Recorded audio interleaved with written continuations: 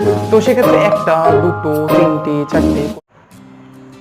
Hello my dear all little physicist, তোমরা সবাই ভালো আছো তো? আই হোপ যে তোমরা সবাই ভালো আছো।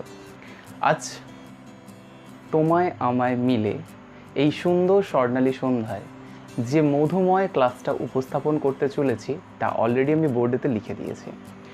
যেহেতু আজকের এই ক্লাসে বেসিক এলিমেন্টারি ফিনোমিনা অফ ইলেকট্রোস্ট্যাটিক্সের দ্য এন্ড হতে চলেছে, তাই আজ এই ক্লাসটা হেভি মনোযোগ সহকারে তোমাদের সবাইকে করতে হবে, কারণ তুমি ছাড়া আমি অসম্পূর্ণ, আমি ছাড়া তুমি পূর্ণ।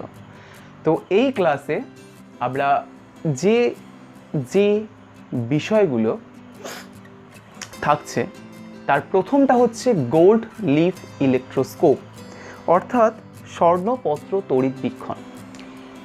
This is an instrument, scientific instrument. Okay, এটা একটা সায়েন্টিফিক ইনস্ট্রুমেন্ট, যন্ত্র বলতে পারো।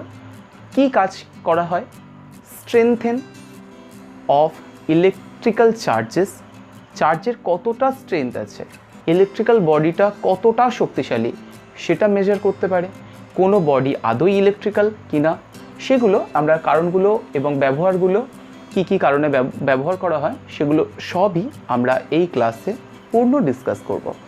তো এছাড়া আমাদের থাকছে accumulation of charges in various shaped body. দেখো, বডির শেপড যদি নিয়ে আমরা কথা বলি তো সেটা বিভিন্ন ধরনের হয়। জেনারেলি আমরা দেখে থাকি স্ফেরিক্যাল শেপ, গোলক আকৃতি, সিলিন্ডার, আরও কী কী দেখে থাকি আমরা? রেক্ট্যাঙ্গুলার কিউব, তাই না? আয়তঘন, কিউব ঘন, এই ধরনের বিভিন্ন শেপগুলো দেখে থাকি। তো এই ধরনের শেপড যে বডিগুলো আছে সেই বডিগুলোকে যদি আমরা চার্জ করি, ইভেন এগুলো যদি কন্ডাক্টর হয়, তো এগুলোকে যদি চার্জ করি, আমরা জানি যে কন্ডাক্টরের মধ্যে দিয়ে চার্জ পার্টিকেলস মুভ করতে পারে। তো এই ধরনের বডিতে যখন চার্জ দিয়ে দিচ্ছি কীরকম কীরকম ক্যারেক্টার শো করছে চার্জের, সেগুলো আমরা জানবো। সব জায়গায় কি সমানভাবে ইকুয়াল ডিস্ট্রিবিউট হয়ে আছে, নাকি কোনো জায়গায় বেশি, কোনো জায়গায় কম, কীরকমভাবে ডিস্ট্রিবিউট হচ্ছে চার্জ পার্টিকেলস, সেগুলো সম্পর্কে আমরা জানবো। থার্ড নাম্বার যেটা আছে, charges resides on outer surface of a conductor. একটা কন্ডাক্টর ওপর যখন আমরা চার্জ দিয়ে দিই তখন দেখা যায় যে কন্ডাক্টরের আউটসাইডে চার্জড পার্টিকেলসগুলো ছড়িয়ে পড়ে, ইনসাইডে কোনো চার্জ পার্টিকেলস স্টে করতে পারে না। এই যে ফিনোমিনা দেখায় কন্ডাক্টরের ওপর ইলেকট্রিক চার্জ, এই যে ধরনের ফিনোমিনাটা দেখায় সেটা সম্পর্কে আমরা ক্লিয়ার জানবো। Number fourth, general numericals. Already আমরা এই ধরনের চ্যাপ্টার্সগুলো করেছি। তো এই ধরনের চ্যাপ্টার্সগুলোর ওপর জেনারেলি যে যে ধরনের নিউমেরিক্যালসগুলো হতে পারে, অ্যাকচুয়ালি যদি বলো তো এই চ্যাপ্টারের উপর বিশেষ কোনো নিউমেরিক্যালস আসতে পারে না, বা ধরে নিতে পারো, কারণ আসে না বলেই আমি বললাম আসতে পারে না, বাট আসতেও পারে বলা যেতে পারে। তো নাম্বার ফোর্থ হয়ে গেছে। নাম্বার ফিফথ যেটা the end of elementary phenomena of electrostatics. তো আজ এই প্রথম অধ্যায়ের অন্তিম দিন, তো সেই কারণেই এই দিনটা খুবই ভালো, যেহেতু যেমন বিদায়, কখনো কাউকে বিদায় দিতে গেলে যেরকমভাবে মেমোরেবল হয়ে ওঠে না, আর মেমোরেবল বললেই মনে হয় যেন কাউকে না কাউকে বিদায় দিয়ে দিই। তো এই ধরনের আজকের চ্যাপ্টার্স, প্রথম চ্যাপ্টার্সের বিদায় হবে। তো মনোযোগ সহকারে, জানি না ক্লাসটা কতটা লেন্দি হবে, তবে আমি যে নিউমেরিক্যালসটা সেকশনসটা করাবো ভীষণ ইজি সেকশনস, তোমরা অলরেডি নিজেরা চাইলেও এই নিউমেরিক্যালসগুলো করতে পারো, বা নিজেরা চেষ্টা করলেই এই ধরনের নিউমেরিক্যালস করে নিতে পারো। তো আমি জাস্ট বেসিক কিছু ধারণা দেব। তো আমাদের প্রথম থাকছে গোল্ড লিফ ইলেকট্রোস্কোপ বা স্বর্ণপত্র তড়িৎ বীক্ষণ।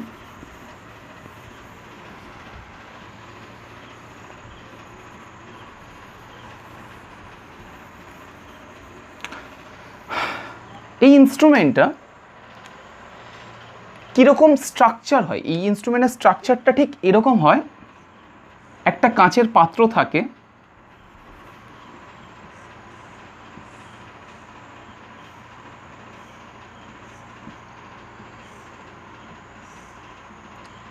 এর ভেতরে দুটো পাত থাকে, টিনের পাত, আর এখান থেকে আর একটু পাত দুটোর হাইট একটু বেশি হয়।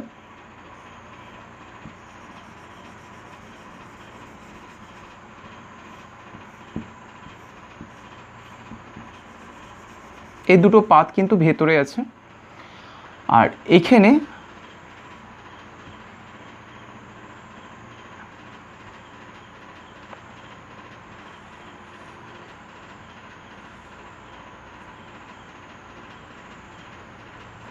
এই জায়গাটা কক দিয়ে আটকানো থাকে কাঁচের পাত্রের যেখান থেকে ইন করে, যাতে কিনা কোনো এয়ার ওর ভেতরে প্রবেশ না করতে পারে, ঠিক সেরকমই কারণে। আর এখানে একটা লিভার থাকে, লিভারের এখানে দুটো সোনার পাত থাকে। এই পাত দুটোকেই গোল্ড লিফ বলা হচ্ছে, খুব সুন্দর নাম, গোল্ড লিফ। তো স্বর্ণপত্র পাত দুটোকেই পাতার মতো বলা হচ্ছে, ছোট ছোট, ভীষণ ছোট থাকে।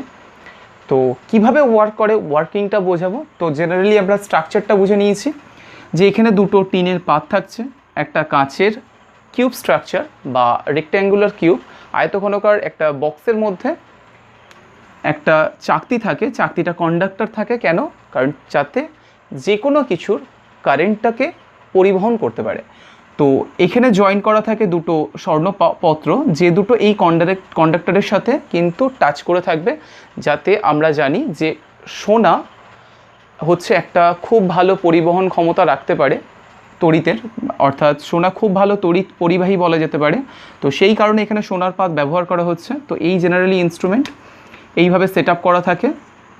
আর তলায় থাকে একটা ছোট পাত্রে কিছু পরিমাণ ক্যালসিয়াম ক্লোরাইড। এখন ক্যালসিয়াম ক্লোরাইডটা রাখার যে মেইনলি কারণটা হচ্ছে, এর ভেতরে যদি কোনো কারণবশত আর্দ্রবায়ু প্রবেশ করে, এখন আমরা জানি আর্দ্রবায়ুতে জলের কণা থাকে যা পোলারাইজড ক্ষমতা সম্পন্ন হয়। তো যদি জলের কণা অর্থাৎ আর্দ্রবায়ু থাকে, অর্থাৎ জলের কণা যদি কোনো কারণবশত ওর ভেতরে থাকে, তো জল শোষক হিসেবে ক্যালসিয়াম ক্লোরাইড খুব উত্তম।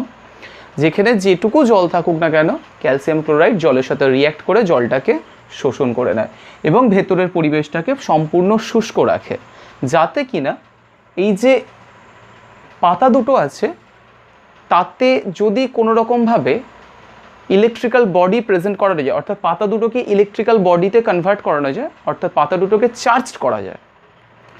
এই রকম অবস্থায় আশেপাশের পরিবেশে কোনো কন্ডাক্টর হিসেবে যেন জলকণা না থাকে, এই কারণের জন্যই ক্যালসিয়াম ক্লোরাইডকে ব্যবহার করা হয়। যদি কোনো কোয়েশ্চেন্স এরকম আসে যে স্বর্ণপত্র তড়িৎবীক্ষণ যন্ত্রের মধ্যে কেন ক্যালসিয়াম ক্লোরাইডকে প্রবেশ করানো হয়, তো এটা এরই রিজনস। বোর্ডে থেকে এই ধরনের কোয়েশ্চেন্স আগে একটা টাইম খুবই আসতো, বাট সময় চেঞ্জ হয়েছে, এখন আর আসে না বললেই চলে। তো কন্ডাক্টর লেভেলের ওপরে একটা ডিস্ক থাকে, এই ডিস্কটাতেই আমরা কিন্তু কোনো চার্জড বডি বা আনচার্জড বডি বা কোনো চার্জ বডির কতটা স্ট্রেংথেবিলিটি আছে সেগুলো চেক করার জন্য আমরা এটার উপর টাচ করব, সরাসরি দণ্ডের উপরে না, এটার উপর টাচ করব। এখন এটা কিভাবে ওয়ার্ক করে, নাম্বার ওয়ান, যদি আমরা এখানে কোনো চার্জড বডি রাখি, অ্যাজিউম করলাম সে পজিটিভ হোক বা নেগেটিভ হোক, আমরা একটা দণ্ড নিলাম, দণ্ডটা সাপোজ মনে করলাম পজিটিভ চার্জড হয়ে আছে বা ইভেন নেগেটিভও হতে পারে। তো আমরা প্রথম ক্ষেত্রে অ্যাজিউম করছি যে এটা একটা পজিটিভ চার্জ বডি, যেটা আমি এখানে টাচ করব। এখানে টাচ করার ফলস্বরূপ এখন নর্মাল অবস্থায় এই পাতা দুটো আমরা বলেছিলাম যে একটা লিভার থাকে, অর্থাৎ পাতা দুটো নিজেদের থেকে দূরে যেতে পারে, লিভারের কানেকশন এখান থেকে থাকে, আবার কাছেও আসতে পারে। কিন্তু আমি বলেছিলাম যে এই যে দণ্ডটা আছে, পরিবাহী দণ্ডের সাথে কিন্তু স্বর্ণপত্র দুটো টাচ করে থাকে। অর্থাৎ কি হয়, যখন আমরা এই ধরনের কোনো বডিকে ওর কাছে নিয়ে যাব, তখন এখানকার ইলেকট্রনস অ্যাট্রাক্ট হয়ে এখানে পাস করবে এবং এটাকে কি করবে, আনচার্জড করতে থাকবে। তো এর ডিসচার্জিং যখন চলতে থাকবে, এখান থেকে আস্তে আস্তে এটা পজিটিভ হতে থাকবে, কারণ ইলেকট্রনস তো মুভ করে বেরিয়ে যাচ্ছে, তাহলে কন্ডাক্টর আস্তে আস্তে পজিটিভ হতে থাকবে। তাহলে এই পাতাটাও পজিটিভ হবে, এই পাতাটাও পজিটিভ হবে, যাই হোক না কেন দুটো তো একই হবে, দুটো কানেক্টেড আছে কন্ডাক্টরের সাথে। তাহলে সেক্ষেত্রে দেখা যাবে দুটো সম পরিমাণ আধান হওয়ার দরুন দুটো পাতা পরস্পরের থেকে বিকর্ষণ করবে এবং দুটো পাতা নিজেদের থেকে দূরে সরে যাবে। এবং এই পত্র দুটোর এই যে বীক্ষণ, এই যে দূরে সরে যাওয়া থেকে আমরা বুঝতে পারবো যে এটা চার্জড ছিল। এখন এবারে আমরা ডিসচার্জিং কি করে করব, তাহলে পাতা দুটো সেক্ষেত্রে কি হয়ে যাবে, এই পাতা দুটো আমি শুধু এইটুকু ডায়াগ্রামটা দিয়ে বোঝাচ্ছি, পাতা দুটো এরকম দূরের দিকে সরে যাবে, কাছ থেকে দূরের দিকে সরে যাবে। তাহলে এই যে পাতা দুটো দূরের দিকে সরে গেল, তাহলে আমরা বুঝলাম এখন এটা চার্জড কন্ডিশনে আছে। এখন এটাকে আমরা ডিসচার্জিং কি করে করব, জেনারেলি খুব সিম্পল। এটাকে যদি আমরা এখান থেকে কোনো একটা ওয়্যার নিয়ে বা আমাদের নিজেদের হাত দিয়েও করতে পারি, তো কোনো ওয়্যার নিয়ে যদি আমরা ওয়্যারটাকে গ্রাউন্ডে লাগিয়ে দিই, তাহলে গ্রাউন্ড থেকে ইলেকট্রনস আবার এখানে ইন করবে এবং এটাকে ডিসচার্জড করে দেবে এবং পাতা দুটো কাছাকাছি চলে আসবে যেরকম তার আগের কন্ডিশনে ছিল। তাহলে এটা থেকে তো আমরা বুঝতে পারলাম যে existence of charges, number 1 uses কি দেখলাম,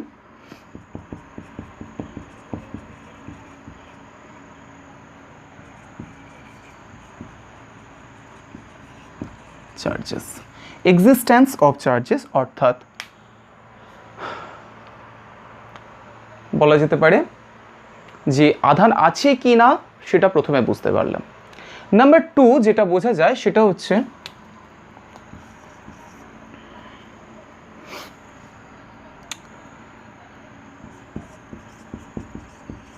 detect the nature of charge, detects the nature of charges. অর্থাৎ নাম্বার 2 যে পয়েন্টসটা আছে সেখান থেকে আমরা বুঝতে পারবো চার্জটা পজিটিভ কি নেগেটিভ। সেটা কিভাবে বুঝবো, সেকেন্ড ফাংশন যেটা বলা যেতে পারে যে যেটা দিয়ে আমরা এই কাজটা করে থাকি স্বর্ণপত্রের দ্বারা, তড়িৎবীক্ষণ যন্ত্রের দ্বারা যে কাজটা করি, সেটা হচ্ছে সেকেন্ড নাম্বারে ডিটেক্টস করি কি যে চার্জের নেচারটা কি আছে। চার্জের তো দুটো নেচার হয় ইভেন পজিটিভ আদার নেগেটিভ। তাহলে সেটা যে পজিটিভ হয়ে আছে না নেগেটিভ হয়ে আছে আমরা কি করে জানবো, তো প্রথমে যেটা করতে হয় এটাকে একটা জানা। এখন যে বডিকে আমরা জানতে চলেছি তার নেচারটা সেটা তো পরে জানবো, প্রথমে আগে আমরা এটাকে ফুল চার্জড করে রাখবো কোনো একটা জানা বডি দিয়ে। সাপোজ মনে করো এটা পজিটিভ করে নিয়েছিলাম, এই পজিটিভ বডি দিয়ে এখানে চার্জ করে নিয়েছিলাম, তাহলে এখন আমার তড়িৎবীক্ষণ যন্ত্রটা কী অবস্থায় আছে, পজিটিভ অবস্থায় আছে, অর্থাৎ এইরকম কন্ডিশনসে আছে। এখন আমি আর্থের সাথে এই লাইনটাকে জয়েন না করে যে আননোন বডিটা আছে সেই বডিটাকে যদি আমি এই চাকতির কাছে বা সংস্পর্শে নিয়ে যাই, তাহলে এখন বর্তমানে চাকতিটা কি কন্ডিশনসে ছিল, পজিটিভ কন্ডিশনসে ছিল। আর ওই বডিকে এর সাথে টাচ করলে এটা আননোন বডি, যে বডিরটা কী ধরনের চার্জড হয়ে আছে সেটা আমরা ডিটেক্ট করার জন্য ব্যবহার করছি। তো সেই বডিটাকে যদি আমি এর কাছে নিয়ে আসি আর তারপরে দেখি যে এই তড়িৎ বীক্ষণ অর্থাৎ এই পাতা দুটির একে অপরের থেকে দূরে যাওয়া আরও বেড়ে যায়, তাহলে আমরা বুঝতে পারবো যে এটা পজিটিভ চার্জ, কারণ তার স্ট্রেংথেনটা আরও বেড়ে গেছে, সেহেতু এই পাতা দুটো আরও দুজনকে বেশি বিকর্ষণ করছে।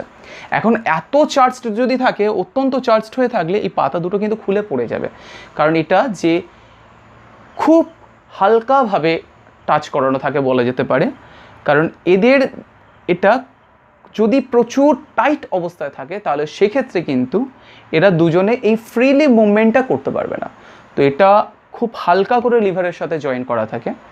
তো আমরা যদি এখানে পজিটিভ নিয়ে যাই তাহলে এটাকে রিপালস করবে, আরও দূরে সরে যাবে, নেগেটিভ নিয়ে এলে এটা ক্লোজ হয়ে যাবে, কাছাকাছি আসবে। তো এইভাবে আমরা বুঝতে পারবো যে আননোন চার্জড বডিটা কি পজিটিভ অর নেগেটিভ। তাহলে কি করতে হবে, প্রথমে আগে নিজেকে একটা জানা চার্জ দিয়ে চার্জড করে নিতে হবে, দেন তারপরে আননোন বডি দিয়ে আমরা কনফার্ম করতে পারবো যে সেই আননোন বডিটা পজিটিভ অর নেগেটিভ চার্জড হয়ে আছে। এটা নেগেটিভ হয়ে থাকলে এটা কি করতো, ইলেকট্রনস এখান থেকে এখানে ইনভলভ করতো এবং এর বিকর্ষণ ক্ষমতা আরও কমে যেত, তাহলে দুজন দুজনের কাছাকাছি এসে যেত। তো এইভাবে আমরা আননোন বডির যে চার্জ আছে সেটাকে ডিটেক্ট করতে পারি। নাম্বার 3,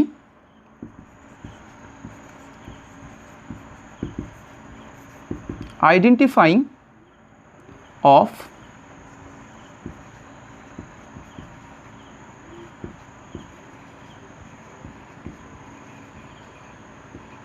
বোর্ডের পরিষ্কার আসছে তাই না সরে গেছে একদম, ঠিক আছে। তো unknown body identifying of conductor or insulator, যদি আমরা তো নিয়ে তো যাচ্ছি, এখন বডিটা একটা কন্ডাক্টর নাকি একটা ইনসুলেটর, কি করে চেক করব? তো প্রথমে আমরা যে কোনো একটা চার্জ দিয়ে চার্জ করে রাখবো, তাহলে চার্জড অবস্থায় এটা কি হয়ে থাকবে?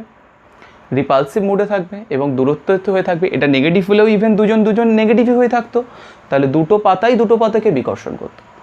এখন আমরা এমন একটা বডি চুজ করছি যে বডিটা আমি জানি না ওটা কন্ডাক্টর আছে নাকি একটা ইনসুলেটর আছে। এখন আমি নিজে গ্রাউন্ডে দাঁড়িয়ে, আমাদের হিউম্যান বডি কিন্তু বলেছিলাম একটা খুব ভালো কন্ডাক্টর না হলেও কিন্তু কন্ডাক্টর। ইভেন আমাদের বডির মধ্যে সোডিয়াম ক্লোরাইডের নামক একটি লবণও আছে যা খুব ভালো তড়িৎ পরিবহন করতে সাহায্য করে। তো আমাদের বডি কিন্তু খুব ভালো কন্ডাক্টরও বলা যেতে পারে, একদম খারাপ তা না।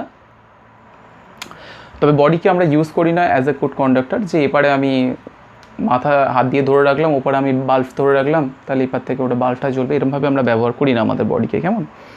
আচ্ছা, তো এই যে সেকশনসটা আমরা আননোন বডি যদি নিয়ে যাই, সেক্ষেত্রে যদি দেখা যায় যে এদের বিকর্ষণ ক্ষমতা কমে গিয়ে ন্যাচারাল কন্ডিশনসে চলে এলো, ন্যাচারাল কন্ডিশনসে, তাহলে আমরা বুঝতে পারবো যে সেটা কন্ডাক্টর। কারণ কন্ডাক্টর হলেই কেবলমাত্র কন্ডাক্টর আমার শরীরের মধ্যে থেকে, অর্থাৎ গ্রাউন্ড লেভেল থেকে ইলেকট্রনস আমার শরীরের মধ্যে দিয়ে কন্ডাক্টরের মধ্যে দিয়ে গিয়ে এতে ইন করবে এবং আস্তে আস্তে এই পত্র দুটোকে ডিসচার্জিং মোডে নিয়ে যাবে। আর যদি আমার বডিটা ইনসুলেটর হতো, তাহলে ইনসুলেটরের মধ্যে দিয়ে কখনোই, আমার হাত তো কন্ডাক্টর, হাত থেকে আমার বডি পর্যন্ত কন্ডাক্টর, বাট তার সামনে আছে ইনসুলেটর, আর ইনসুলেটর তো চার্জকে কন্ডাক্ট করতে পারে না। সেক্ষেত্রে যেহেতু ইনসুলেটর হতো, যদি এই ফাংশনসগুলো না দেখে থাকো তাহলে আগের 3টে ক্লাস কিন্তু অবশ্যই দেখো, তাহলে বুঝতে পারবে যে কি কি কারণে ইনসুলেটর কন্ডাক্ট করতে পারে না আর কন্ডাক্টর কন্ডাক্ট করতে পারে এই চার্জেসকে। তাহলে সেক্ষেত্রে যদি এরকম ঘটনা হতো তাহলে দেখা যেত যে ডিসচার্জিং হতো না, যেরকম কন্ডিশনসে আছে সেরকম কন্ডিশনসে রিমেন্স পড়ে থাকতো। তাহলে সেখান থেকে আমরা আইডেন্টিফাই করতে পারতাম যে ওটা বা আননোন বডিটা একটা ইনসুলেটর বডি ছিল। তো এইভাবে আমরা বুঝতে পারি যে পরিবাহী নয়। তো বেসিক্যালি এই 3টে কারণের জন্যই কিন্তু গোল্ড লিফ ইলেকট্রোস্কোপ এই সুন্দর যন্ত্রটাকে ব্যবহার করা যায়। তো আশা করি বোঝা গেছে।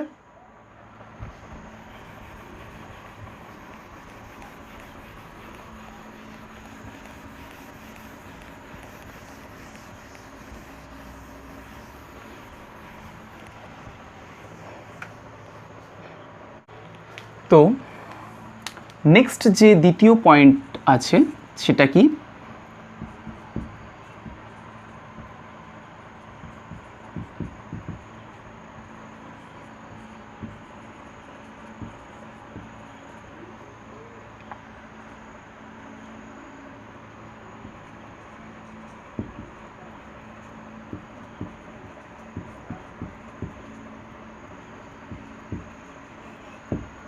বডি যে বিভিন্ন ধরনের শেফটগুলো হয়ে থাকে, আমরা খুব ইউজফুল শেফটগুলো কোনগুলো, আমাদের খুব অত্যন্ত যে কোনো জিনিস আমরা ব্যবহার করে থাকি প্রয়োজনের জন্য, সেগুলোর একটা স্পেশাল শেফট দেওয়া হয়। বেশিরভাগ ক্ষেত্রে দেখা যায় যে আয়তঘন শেফটটা বেশি থাকে, এই ধরনের প্লেট বা সিলিন্ডার শেফটে যেরকমভাবে বলা যেতে পারে এই ধরনের প্লেট স্ট্রাকচার থাকে। আর সিলিন্ডার শেফট যেগুলো থাকে, যেমন ওয়্যারের মধ্যে দিয়ে শেফট থাকে সিলিন্ডার, আমরা এই ধরনের আয়তঘন শেফট দিয়ে অনেক কিছুই ব্যবহার করা যায়। দেখবে যদি খেয়াল করে থাকো তাহলে দেখতে পাবে যে টাওয়ারগুলো হয় না, টাওয়ারের মধ্যে দিয়ে যে ওয়্যারগুলো ব্যবহার করা হয় তার শেফটটা কিন্তু এই ধরনের শেফট থাকে। এবং খুব হাই লোডের ক্ষেত্রেও কিন্তু এই ধরনের শেফটের ওয়্যার ব্যবহার করা হয় এবং যে একটু পাতলা পাতের মতো দেখতে হয়। এবং বজ্র নিরোধকের ক্ষেত্রে কিন্তু সমস্তটা অংশটাই এরকম থাকে, স্ফেরিক্যাল শেফ। তো এই ধরনের ভেরিয়াস শেফট হয়। স্ফেরিক্যাল রিং ফিং তো হতেই পারে, কিন্তু আমরা জেনারেলি যে ধরনের শেফটের কথা বলছি সেগুলো। এছাড়া ভেরিয়াস শেফট হয়। শেফটের মানে কোনো রকম এরকম লিমিটেশনস নেই যে এরকমই শেফট হবে, আমি এরকম ধরে আছি এটাকে একটুখানি টানলাম আর একটা শেফট তৈরি হলো। তো অত তো নাম বলাটা খুব ডিফিকাল্ট হয়ে যাবে, কারণ এক এক করে বলতে হবে। তো জেনারেলি যেগুলো খুব ইউজফুল শেফট বা প্রিভিয়াস ক্লাসগুলোতে তোমরা শিখে এসছো সেগুলোর মধ্যে থাকছে এই ধরনের শেফটগুলো। হ্যাঁ, এছাড়া ট্রাইঅ্যাঙ্গেল, রেক্ট্যাঙ্গেল, এই ধরনেরও প্লেট, এই ধরনের শেফটও আছে। তো এই যে শেফটগুলো যদি আমি চার্জড করি, এর ভেতরে চার্জড করার অর্থ কি? হয় ইলেকট্রনস এর ভেতরে বেশি করে দেওয়া, যা ইলেকট্রনস ছিল প্রোটনস ছিল তার থেকে বেশি করে দেওয়া, অন্যথা ইলেকট্রন প্রোটনের অসমতা সৃষ্টির মাধ্যমে প্রোটন সংখ্যা বেশি হয়ে যাওয়া, অর্থাৎ কি ইলেকট্রনস কমিয়ে দেওয়া। তো সেক্ষেত্রে দু ধরনের চার্জ হতে পারে, এক ধনাত্মক অথবা ঋণাত্মক।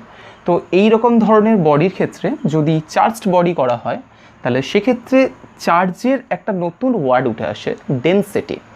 দেখো ডেনসিটি শব্দটার অর্থ হচ্ছে ঘনত্ব। এখন ঘনত্ব কথাটা আমরা বলে থাকি যে কোন ক্ষেত্রে, যখন একক আয়তনের ক্ষেত্রে বোঝানো হয়। দেখো একক আয়তনের ক্ষেত্রে ভরকে ঘনত্ব বলে, সেটা ভরের ঘনত্ব।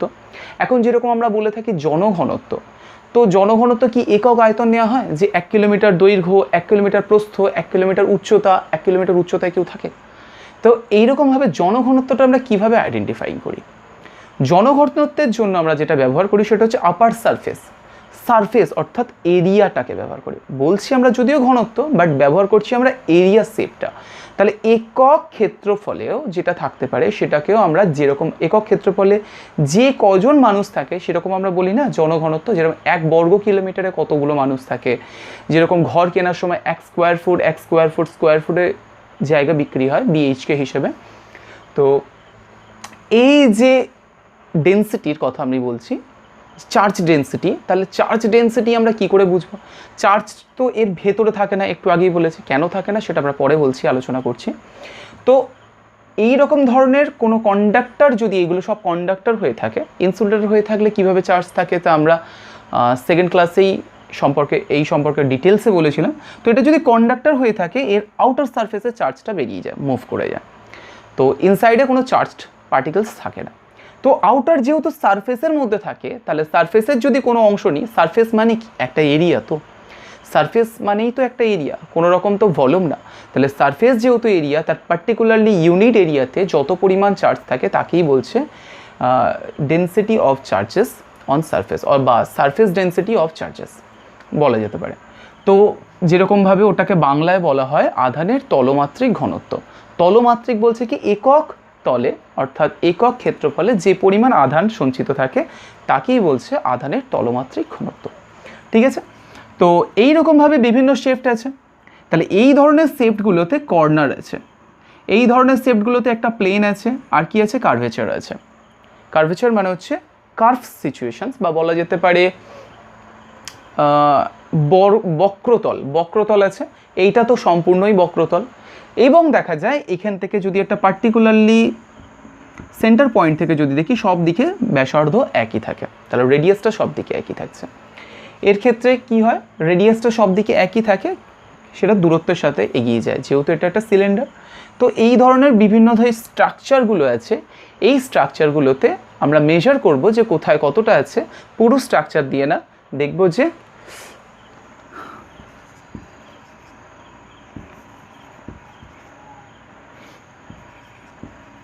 সারফেস ডেন্সিটি অফ চার্জেস, এটাকে সিগমা সাইন দিয়ে প্রকাশ করা হয়। রিমেম্বার, এটাকে সিগমা সাইন দিয়ে প্রকাশ করা হয়। এটার কোনো ডেন্সিটিকে বোঝায়, সম্পূর্ণ টোটাল কতটা চার্জ আছে সেটা না, ডেন্সিটিকে বোঝায়। যেরকম দেখো, ডেন্সিটি খুব গুরুত্বপূর্ণ একটা জিনিস, টপিক বলা যেতে পারে। ডেন্সিটি নিয়ে আগের ক্লাসগুলোতেও তোমরা শিখেছো অনেক কিছুই। ডেন্সিটি কেন গুরুত্বপূর্ণ? যদি তোমাকে বলা হয় যে একটা পৃথিবীর ঘনত্ব বা পৃথিবীর ভর বলো, তো পৃথিবীর ভর তো মেজার করা খুব ডিফিকাল্ট হয়ে যাবে। তাহলে পৃথিবীর একটা গড় ঘনত্ব, ভরের গড় ঘনত্ব নিয়ে নিতে হবে, এবং পৃথিবীর যে টোটাল আয়তন তার সাথে মাল্টিপ্লাই করে দিলেই আমরা পেয়ে যাব কি পৃথিবীর ভর। ঠিক সেইভাবে আমরা যেরকমভাবে মনে করো কারুর বহুতল ফ্ল্যাটের ওপরের কোনো জায়গায় সুইমিং পুল করেছে, সুইমিং পুলেতে কত ওজনের জল রাখতে পারবে বা কত ভরের জল ওখানে অ্যাকিউমুলেট করতে পারবে, সেক্ষেত্রে কিভাবে আমরা বার করব? তাহলে তার জন্য আমাদের জলের ডেন্সিটিটা নিয়ে নিতে হবে, এবং কতটা এরিয়ায় সেই জলটা রাখলে কতটা ভরের জল হবে এবং তার ওজন কতটা হয়ে গিয়ে দাঁড়াবে, সেখান থেকে আমরা ক্যালকুলেট করলে বার করতে পারবো। তো এই কারণে ডেন্সিটিটা কিন্তু খুব খুব গুরুত্বপূর্ণ বলা যেতে পারে ডেন্সিটিটা। তো ঠিক সেরকমভাবে আমরা চার্জ ডেন্সিটি যখন দেখি যে কোন জায়গায় চার্জ বেশি আছে, যেরকম বলে না বিভিন্ন এরিয়ায় জনসংখ্যা বেশি, যেরকম আমাদের ভারতের জনসংখ্যা বেশি। তো জনসংখ্যা বেশি মানে কি করে বলছে জনসংখ্যা বেশি? কারণ যতটা জায়গা আছে তার থেকে বেশি সংখ্যক লোক আছে, মানে জায়গার থেকে বেশি না, যতটা থাকা প্রয়োজন তার চেয়ে বেশি সংখ্যক লোক আছে, মানে একটা মানুষের জন্য যতটা প্রয়োজন ততটা নেই। এবং বিভিন্ন জায়গায় দেখা যায় যে বিভিন্ন বস্তি অঞ্চলে আরও বেশি, যেরকম এখন খুবই নাম উঠে হচ্ছে ধারাবি বলে, মুম্বাইয়ের যে জায়গাটা ধারাবি, ওখানে প্রচুর, মানে ওখানে জনঘনত্ব প্রচুর বেশি, মানে অল্প জায়গার মধ্যে প্রচুর লোক থাকে। তো এইভাবে যেরকম জনঘনত্ব বার করা হয়, তাহলে আমরা এখানে লিখেই দিচ্ছি of charges, surface density of charges. তাহলে চার্জেসের সারফেস ডেন্সিটি আমরা বার করছি, তলমাত্রিক ঘনত্ব। তাহলে এদের যে তল আছে সেই তলটা তো অনেকটা এরিয়ায় আছে, তো ততটা এরিয়াতে মোট চার্জ অ্যাকিউমুলেট ছিল। তাহলে ইউনিট চার্জ অ্যাকিউমুলেট কখন বার করব? তো আমরা একটা সহজভাবে লিখে নিতে পারি যে এটা স্ফেরিক্যাল বিভিন্ন সারফেসের জন্য যেরকম হয়ে থাকে। তাহলে সেক্ষেত্রে একটা স্ফেরিক্যাল সারফেস নিয়ে আমরা যদি কথাটা বলি, তাহলে এর মধ্যে মনে করি আমরা কিউ পরিমাণ আধান আছে। তাহলে কিউ পরিমাণ আধান আছে কতটা এরিয়ায়? কিউ পরিমাণ আধান আছে 4 পাই আর স্কোয়ার এরিয়ায়। তাহলে একক পরিমাণ আধান আছে 4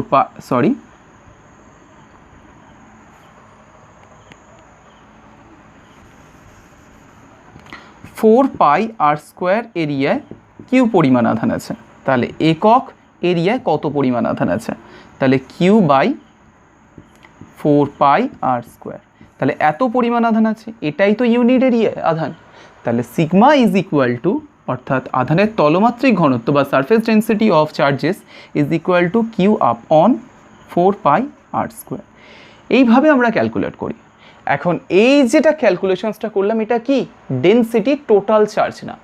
তাহলে যদি কোনো কিছু ডেন্সিটি ফাইন্ড করতে বলে, তাহলে আমরা এইভাবে ফাইন্ড করতে পারি। এখন দেখা গেছে এর সব জায়গায় এই ডেন্সিটির মান সমান থাকে, অর্থাৎ সব জায়গায় চার্জ সমানভাবে ডিস্ট্রিবিউট হয়ে আছে স্ফেরিক্যাল সারফেসে।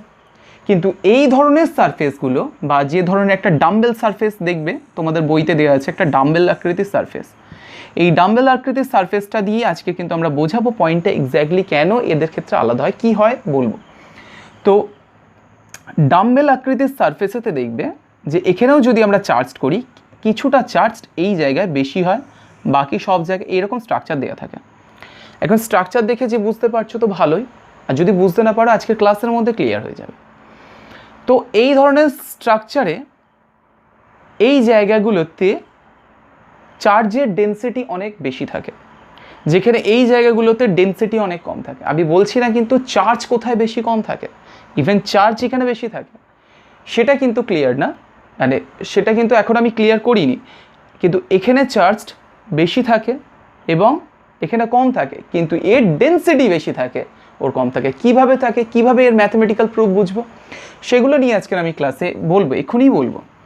তো এইভাবে আমরা প্রথমে বুঝে নিই যে সারফেস ডেন্সিটি অফ চার্জেস এইভাবে থাকে, বার করতে হয় সেটাকে।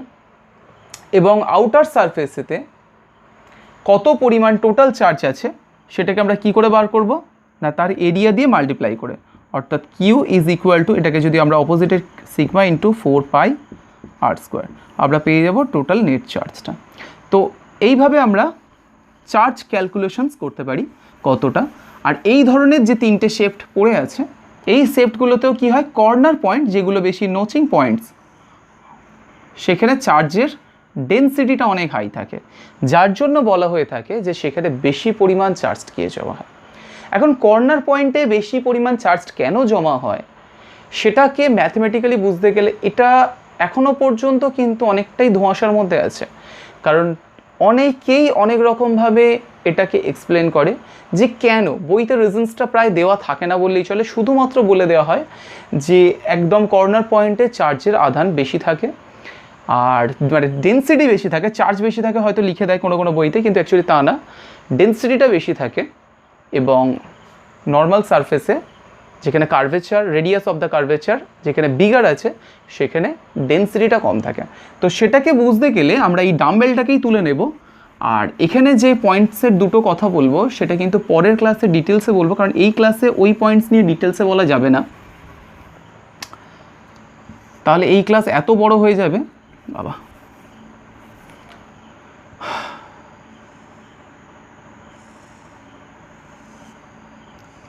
যাই হোক, কাটা একদমই হচ্ছে না।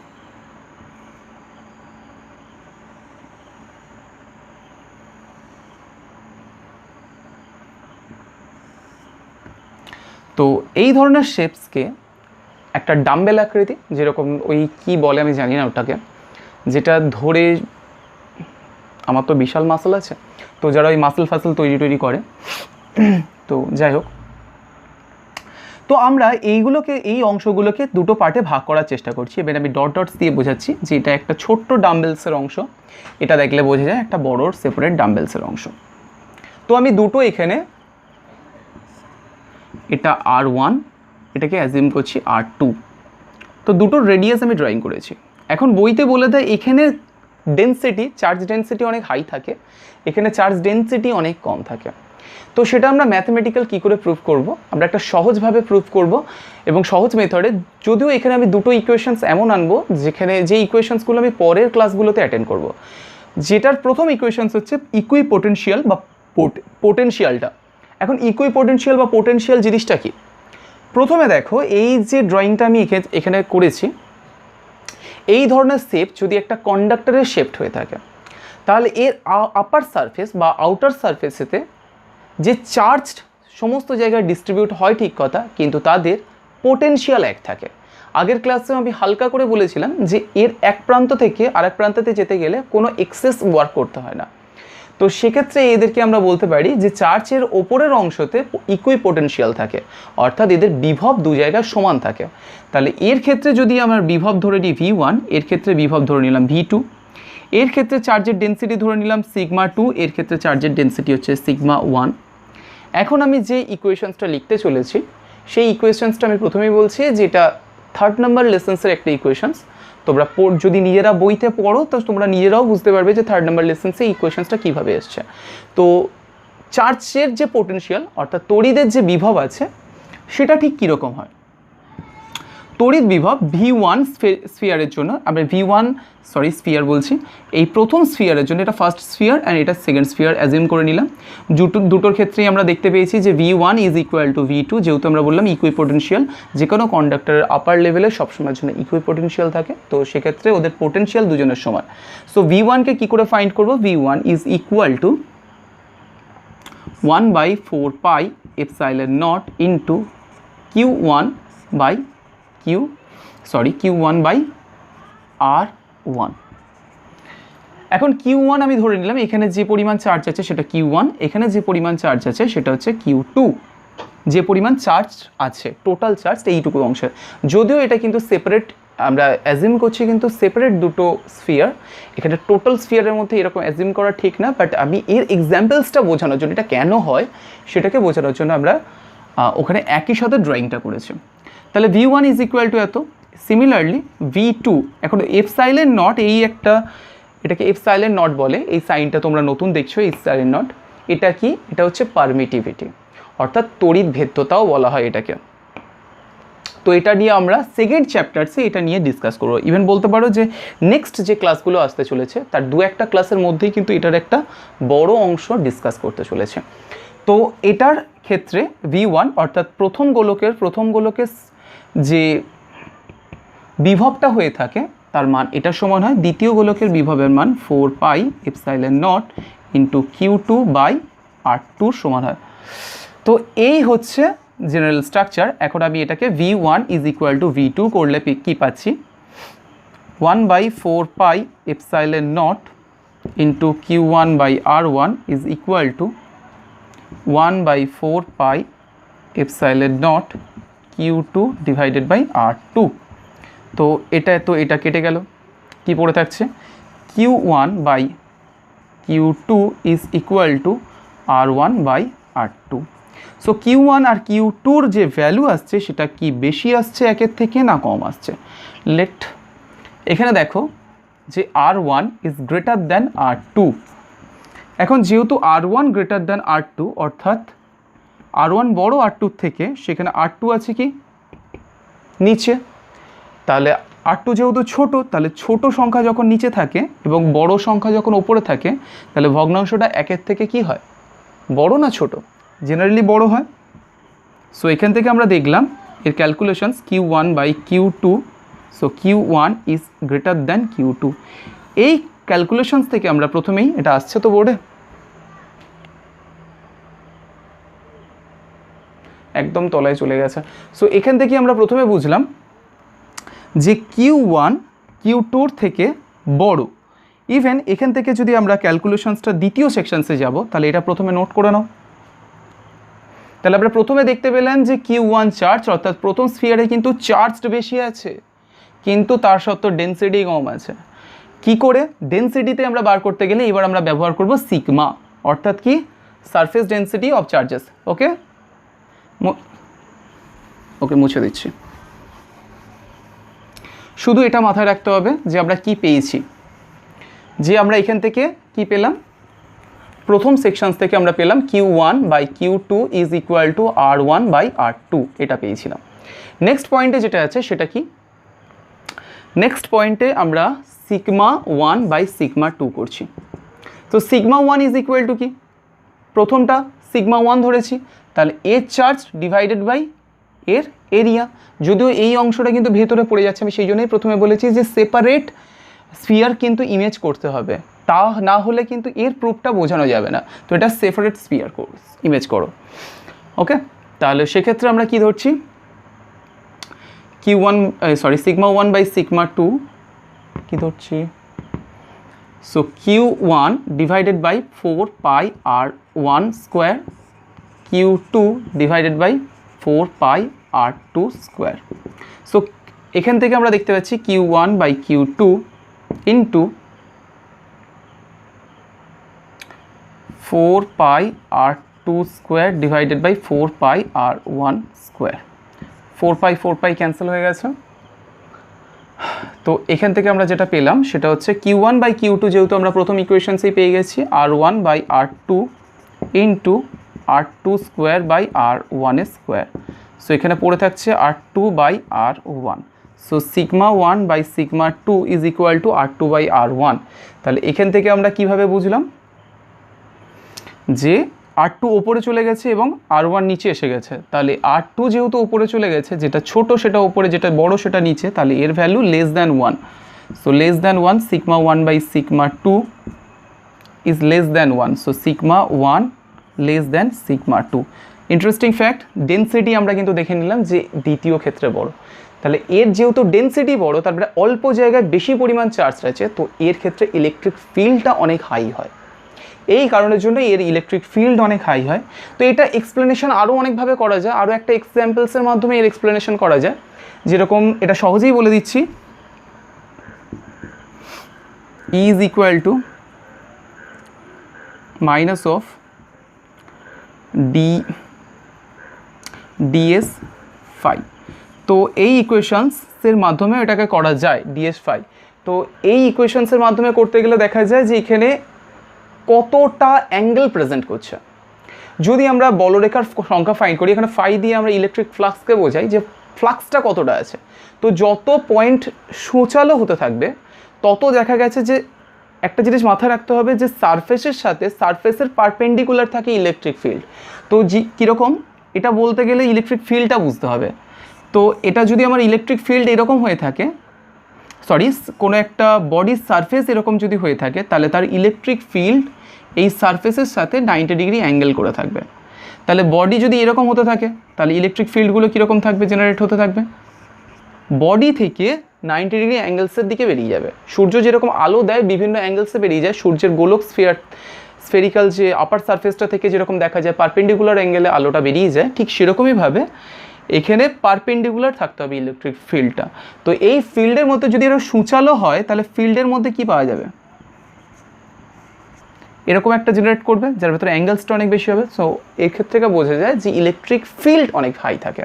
তো এই কারণে এরকমভাবে এক্সপ্লেন করা যেতে পারে যে কেন সূচালো জায়গায় ইলেকট্রিক ফিল্ড বেশি হয়। এবং আমরা এর সাথে দেখলাম যে সারফেস ডেন্সিটি অফ চার্জেস, তো এটা মুছে দিচ্ছি। তো ভেরিয়াস সেপ্ট যে বডিগুলো হয়ে থাকে ইলেকট্রিক্যাল বডি, যদি সেটা কন্ডাক্টর হয়ে থাকে, তার সূচালো পয়েন্টে কিন্তু চার্জ অ্যাকিউমুলেশনস অনেক বেশি হয়। তাহলে চার্জ কি এক্স্যাক্টলি বেশি হয়? চার্জ এক্স্যাক্টলি বেশি হয় না, দেখা যায় তার ডেন্সিটি অনেক হাই থাকে। তার ডেন্সিটি হাই থাকার জন্য ইলেকট্রিক ফিল্ড, ওই ছোট্ট অংশের ইলেকট্রিক ফিল্ড অনেক হাই অ্যাজিউম করা হয়, বা অ্যাজিউম নয়, অ্যাকচুয়ালি এটা হয়। তো তো সেই কারণের জন্য দেখবে যে বজ্র নিরোধক যেগুলো হয়ে থাকে, যেগুলো ব্যবহার করা যায়, তার মাথার দিকটা সূচ করে দেওয়া হয়। বা ত্রিশূল, দেখবে মন্দিরের উপরে ত্রিশূল সূচালো হয়। ত্রিশূল কিন্তু অনেক হেল্পফুল জিনিস। হ্যাঁ, ত্রিশূলের মধ্যে দিয়ে কিন্তু ইলেকট্রিক তারকে যদি পাসিং করে নিয়ে একদম আর্থের গ্রাউন্ডে, বিভিন্ন মন্দিরে এটা করা থাকে যে আর্থের গ্রাউন্ডে দিয়ে দেওয়া হয়, ওই ত্রিশূলের ওপর দিয়ে কিন্তু আগে আমরা বজ্র নিরোধক সম্পর্কে যখন পড়েছিলাম, ডিটেলসে পড়েছিলাম, আজকে আমরা বুঝতেও পারলাম যে সূচালো জিনিসের উপরে ইলেকট্রিক ফিল্ড অনেক হাই হয়, ডেন্সিটিটা অনেক বেশি হয়। তো ওখানে কিন্তু ওয়ার্কিং পাওয়ারটা অনেক বেশি থাকে। কিসের ওয়ার্কিং পাওয়ার? না, ডিসচার্জিং অফ কারেন্টস। সেগুলো নিয়ে আমরা আগের ক্লাসেই বলেছি। তো এইগুলো বেশি থাকে। তো এবার আমরা থার্ড নাম্বার পয়েন্টসে যাব। তো আমরা থার্ড সেকশনসে যাব। থার্ড সেকশনসে ছিল জেনারেল নিউমেরিক্যালস।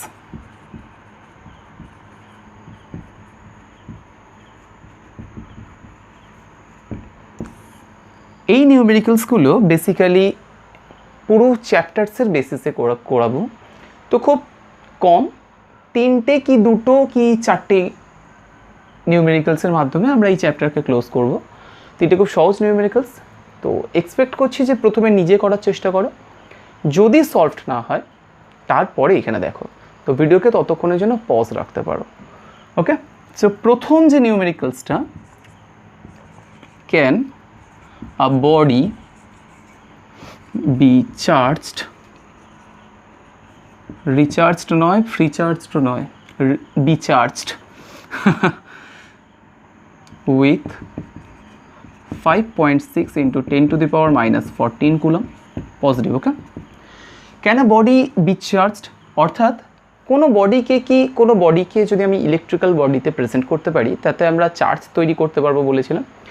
তো একটা বডিকে কি আমি 5.6 গুণিতক 10 টু দি পাওয়ার, এটাকে বাংলাতে কি বলে আমি জানি না, 10 টু দি পাওয়ার সম্ভবত 10-এর ঘাত -14 কুলম কি সম্ভব? পজিটিভ। ভাবো, এটা পসিবল কি পসিবল না? দেখো দেখো,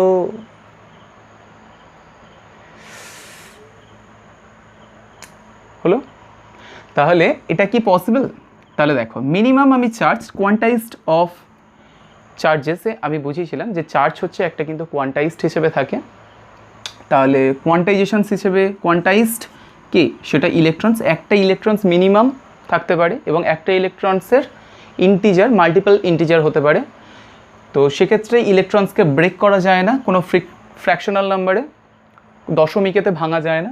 তাহলে সেক্ষেত্রে একটা ইলেকট্রনসের যে পরিমাণ চার্জ থাকে সেটা কত? 1.6 into 10 to the power minus 19 coulomb.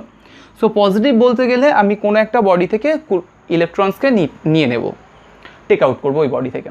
তো সেক্ষেত্রে 1টা 2টো 3টে 4টে করে দেখা যাচ্ছে যে 6 into 10 to the power minus 19 কোনোভাবেই এর গুণিতকে আসছে না। বিকজ এই সেকশনসটা দেখলেই বোঝা যাবে, এই সেকশনসটা, কারণ 1.6-এর কোনো গুণিতক কিন্তু 5.6 না। তাই সেক্ষেত্রে এটা নিশ্চিত হয়ে যাও যে এত পরিমাণ কোনো চার্জড বডি এই পৃথিবীতে এক্সিস্ট করা সম্ভব না। ক্লিয়ার? সো প্রথম কোয়েশ্চেন সেটা ছিল। Second numerical,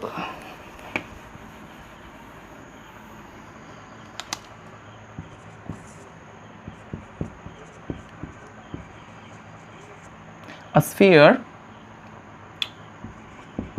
with the radius of 30 centimeter. A sphere with the radius of 30 centimeter. Clear? How much?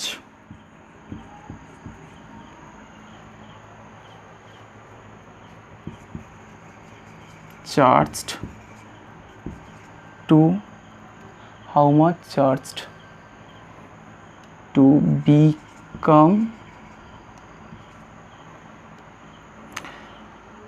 a sphere with the radius of 30 centimeter, how much charged to become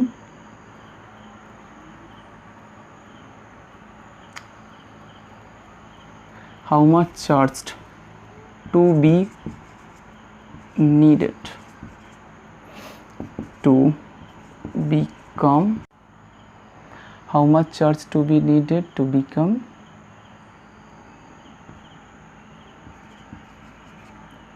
surface density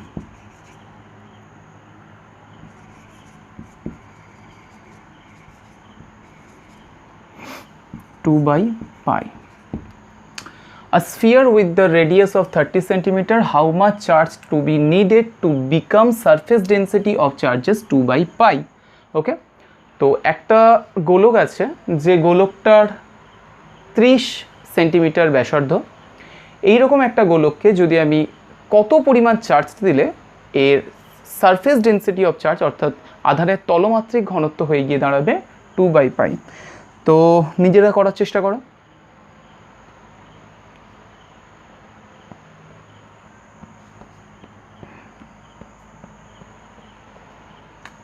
ভাবো ভাবো ভাবো।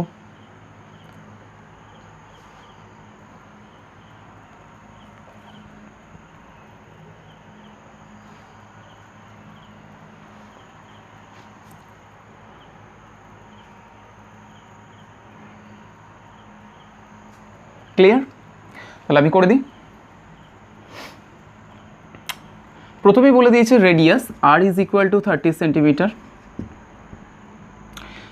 Density কত বলে দিয়েছে? Charge density 2 by pi।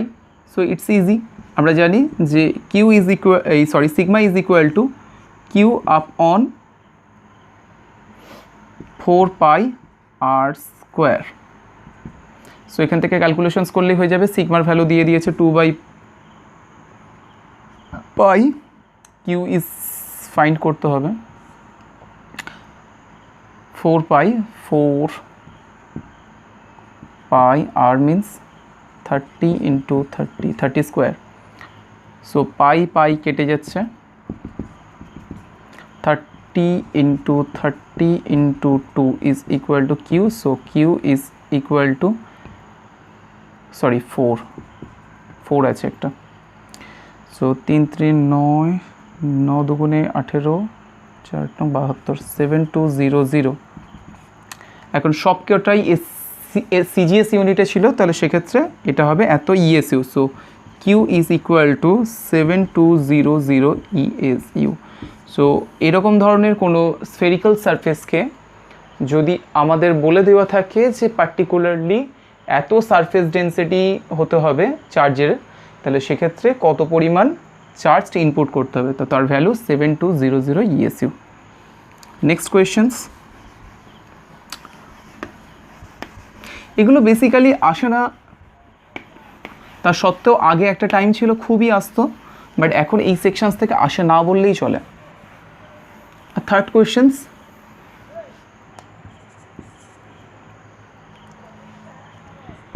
area of an object is 25 semi square and the charge surface density of charges and the surface density of the charges is 5 stat coulomb per semi square। coulomb per semi square মানে charge density এত। find the net charges, net charge. So একটা এরিয়াতে, একটা নির্দিষ্ট অঞ্চলে এত পরিমাণ, অঞ্চলটার area বলে দিয়েছে 25 সেন্টিমিটার, এবং যাতে দেওয়া যার ডেন্সিটি সারফেস ডেন্সিটি দেওয়া আছে 5 স্ট্যাট কুলম্ব পার সেমি স্কোয়ার। এছাড়া তো এই ধরনের সেকশনস আর নিউমেরিক্যালস আসেই না। তো ফাইন্ড করতে বলেছে টোটাল চার্জ কত হবে। সো টোটাল কিউ আমরা কীভাবে ফাইন্ড করব? আমরা জেনেছি যে sigma is equal to Q upon 4 pi r square. All value দিয়ে দেওয়া আছে, তো কি ফাইন্ড করতে হবে? 5 দিয়ে দিয়েছে, কি বলেছে? ও এরিয়া টোটালি বলে দিয়েছে। সো r স্কোয়ার সরি এখানে আমরা মিস্টেক হয়েছে, সরি। আমাদের পার ইউনিট এরিয়া থাকে তো, সরি এরিয়া, কারণ এটা স্ফেরিক্যাল সারফেস তো বলে দেওয়া নেই, তো এরিয়া দিয়ে দিয়েছে, টোটাল এরিয়াটা বলে দিয়েছে 25 সেমি স্কোয়ার। তাহলে টোটাল এরিয়ার জায়গায় আমরা 25 বসিয়ে দিই, কিউয়ের জায়গায় কত 5, sorry sorry sorry charge density বলে দিয়েছে, আমার মিস্টেক হচ্ছে, কিউ ফাইন্ড করতে বলেছে কিউটা, সো এরিয়া কত বলে দিয়েছে 25 সেমি স্কোয়ার, সিগমা বলে দিয়েছে 5, so Q is equal to 125, so Q is equal to 125 ESU বা স্ট্যাট কুলম লেখা যেতে পারে, যেহেতু স্ট্যাট কুলমে ছিল একই ব্যাপার, stat coulomb. So I hope যে ক্লাসটা হেল্পফুল ছিল, আর এই সুন্দর রাত্রি সবাই ভালোই কাটুক রাত্রে, আর কি বলবো এটা কি, সবাই ভালো থেকো, আর নেক্সট ক্লাসের জন্য আরও ভালো করে প্রিপেয়ার হও, কারণ বিকজ একটাই রিজন যে পরের আপকামিং ক্লাসগুলো থেকে কিন্তু রিয়েল ফিজিক্সের 12 সেকশনসের ক্লাস স্টার্ট হচ্ছে। তো এতই তো মজা ছিলে, এরপরে যে ক্লাসগুলো আসতে চলেছে সেখানেই কিন্তু আসল নকল কিছু না, সবই ফিজিক্সের পার্ট, আমি তুমি সবই ফিজিক্সের পার্ট, শুধু দেখতে হবে আমাদের আই অফ ফিজিক্স দিয়ে। So thank you for watching this.